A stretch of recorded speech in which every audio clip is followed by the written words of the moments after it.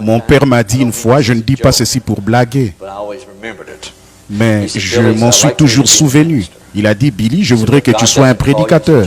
Mais si Dieu ne t'a pas appelé, tu ne peux pas l'être. Il a dit, si tu ne peux pas, j'aimerais que tu sois un médecin pour être capable d'aider quelqu'un. Il a dit, quoi que tu fasses, fils, sois le meilleur que tu peux être. Il a dit, si tu vas devenir un clochard, ne travaille aucun jour de ta vie. Il a dit, quoi que tu fasses, mets juste ton tout. Alors, je crois que je ne suis pas un clochard ce soir. Donc je crois que dans mon témoignage, je pourrais y mettre tout ce que je peux.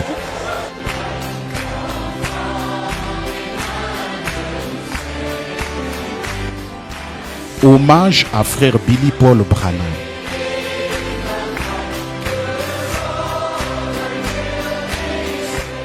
Personne ne peut rendre témoignage des nombreuses choses que le Seigneur a accomplies dans ce ministère du temps de la fin, comme ne peut le faire frère Billy Paul Branham, le fils aîné de frère Branham. Pendant 14 ans, en tant que compagnon de voyage et secrétaire personnel de son père, il a vu de ses yeux le don prophétique en action, ainsi que les signes qui ont été envoyés pour confirmer l'homme, la fonction et le ministère.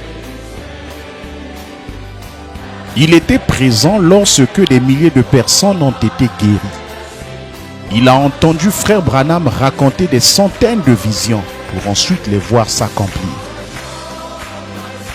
Pour reprendre les paroles de son père, Dieu a honoré Billy Paul. Frère Billy Paul est né de William et Hope Branham le 13 septembre 1935. Alors qu'il était âgé de 2 ans, sa mère et sa petite sœur Sharon Rose ont succombé à la tuberculose à seulement 5 jours d'intervalle.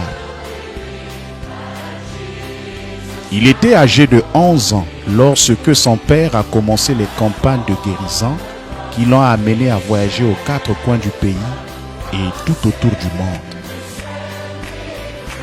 Quand il n'était pas à l'école, il voyageait avec son père et avait même reçu un rôle officiel. Vendre les livres et les tracts avant chaque réunion. Par une nuit du mois de juin 1947 à Vandalia en Illinois, l'ange de l'Éternel est apparu de manière visible dans la chambre de motel où frère Branham restait. Son fils Billy Paul et son frère cadet Donnie se trouvaient avec lui. Le prophète a demandé à l'ange s'il pouvait réveiller les garçons pour qu'ils puissent être témoins de la présence angélique qui se trouvait devant lui. L'ange a répondu, « Tu peux réveiller ton fils Billy. » Frère Billy Paul. Ce message est tout pour moi. Il est parfait. Et que Dieu vous encourage à rester avec ce message. Il y a des choses que nous ne comprenons pas, mais souvenez-vous, si Dieu l'a pensé, frère Branham l'a parlé, nous le croyons, et ça règle la question. J'ai pensé l'autre jour, je me suis réveillé. Quand j'étais un jeune garçon, j'avais environ 12 ans, et nous étions dans une petite ville appelée Vandalia en Illinois, et frère Branham avait une réunion sous tente, et nous étions dans un petit hôtel bon marché. Et je dis ça avec mon témoignage ici. Je sais que vous me l'avez déjà entendu raconter, mais peut-être encore une fois, je veux le partager avec vous. Parce que c'est l'une des expériences les plus formidables de ma vie. Et dans cette pièce, il n'y avait même pas de salle de bain.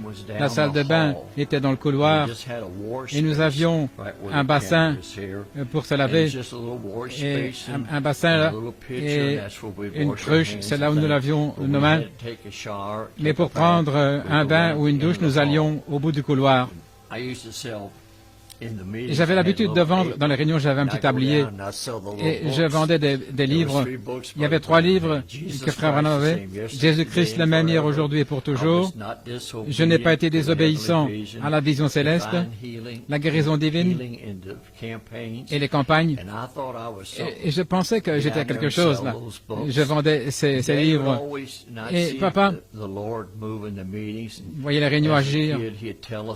Il nous parlait de ces choses, comment le Seigneur agissait et comment l'ange le rencontrait. Et je me souviens un soir, dans cette chambre d'hôtel où nous étions, et le frère de mon papa était avec nous à ce moment-là, il conduisait le camion, et son nom était Donnie. Et c'était le plus jeune des frères. Et lui et moi et papa, nous dormions dans la même chambre. Je ne me souviens pas. Je sais que papa dit sur bande qu'il avait pris un oreiller et qu'il avait mis sur moi et il m'a réveillé. Tout ce que je me souviens, c'est que je me suis réveillé et il y avait un oreiller sur mon visage. Et il avait cet oreiller et il a dit, Paul? J'ai dit oui. C'était vers 2 heures du matin. Et il a dit, tu sais, papa parle de l'ange. J'ai dit oui. Et il a dit, il m'a visité cette nuit. Il m'a parlé des choses au sujet des réunions et comment conduire les réunions et ce qui allait arriver. Et j'ai dit oui. Il avait encore l'oreiller sur mon visage. Alors il a dit, je lui ai demandé, est-ce que je pourrais te réveiller? Est-ce que je pourrais réveiller mon frère Donnie? Et il a dit, l'ange a dit, tu peux réveiller Billy. Et il a dit, est-ce qu'il pourra te voir? Et l'ange a dit, oui.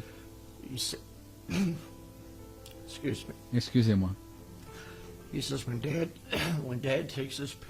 Quand papa va enlever l'oreiller de ton visage, tu sais là où se trouve le petit bassin? J'ai dit oui. Il a dit, il sera là et tu pourras le voir. Et j'ai dit, OK. Souvenez-vous, j'avais 12 ans. Il a ôté l'oreiller. Je pensais voir un ange avec des ailes en train de voler, mais ce n'était pas comme ça. Il y avait là un homme vêtu de blanc. Il avait les bras croisés comme ceci, des cheveux jusqu'aux épaules. Il était là. Il y a une chose qui était tellement remarquable. Il n'a jamais dit un seul mot,